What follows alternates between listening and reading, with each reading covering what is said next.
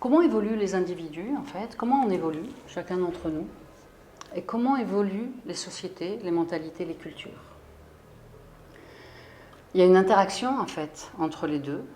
Et on s'aperçoit que la culture dans laquelle on est, bien sûr, influence qui on est, influence nos valeurs, nos représentations. Et en même temps, chacun d'entre nous, imprégné dans une culture, peut devenir acteur du changement, de l'évolution de cette culture. Donc il y a vraiment une interaction entre l'individuel et le collectif. Et si on regarde l'évolution d'une manière un peu générale et historique, on s'aperçoit que, en fait, il y a un moment donné, il y a des normes qui sont posées, il y a des choses qui sont conformes dans une société donnée. Et puis, il y a plusieurs personnes qui vont commencer à regarder certaines pratiques qui étaient jusque-là acceptées, qui paraissaient normales, et qui vont commencer à les questionner et qui vont commencer à ressentir, pas juste à penser, mais à être choquées, à être touchées par ces comportements. Et donc, ces quelques personnes vont commencer à exprimer un désaccord, exprimer un questionnement, et il va y avoir une tension qui va se créer entre ces précurseurs et le collectif. On peut le voir par exemple par rapport à l'esclavage, on peut le voir par rapport au vote des femmes, on peut le voir par rapport au fait de frapper les enfants. À chaque fois, c'est comme une pratique qui semble normale et dont ceux qui sont pour vont dire ça a toujours existé.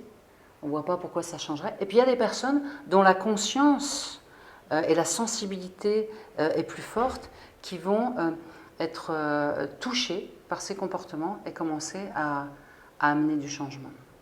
Voilà, donc c'est comme ça que la conscience évolue. Et puis au bout d'un moment, il va y avoir suffisamment de personnes, et peut-être qui vont impulser. Et si ce sont des gens qui ont du pouvoir, en fait, ils vont faire passer une loi.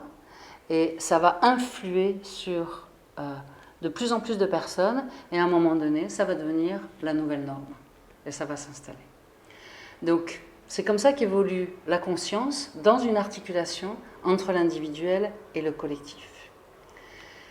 Et le théâtre forum est un outil puissant qui permet d'aller voir et explorer cette articulation entre l'individuel et le collectif et de venir se questionner sur des points de tension, sur des événements, des situations, et de venir questionner ceux qui cherchent à évoluer aussi bien au niveau de l'individu qu'au niveau du groupe.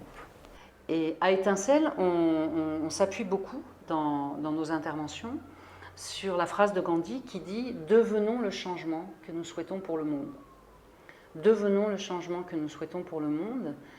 Cette phrase, en fait, elle exprime le fait qu'il y a un lien entre ce qu'on fait dans le monde et ce qu'on souhaite qu'il y ait à l'extérieur et ce qui se passe à l'intérieur de nous. Donc c'est ce travail-là d'articulation entre le développement personnel, le développement des compétences relationnelles, le travail de guérison, de thérapie et l'engagement dans le monde, l'action, l'articulation des deux qui est l'essence même du travail qu'on fait à Étincelle et qui est soutenu par cet esprit qui n'a pas de séparation entre le travail extérieur, qu'on pourrait appeler militant, de tenter d'incarner ses valeurs, et le travail intérieur.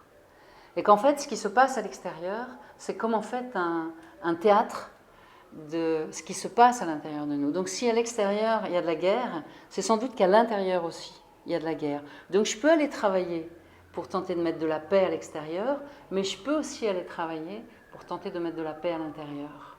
Et donc, ces deux leviers, en fait, de changement, travailler à l'extérieur va peut-être pacifier les choses à l'intérieur, et travailler à l'intérieur va pacifier à l'extérieur. Et c'est ce double travail d'intérieur-extérieur, d'individuel et de collectif, qui est le soubassement de nos interventions à Étincelle.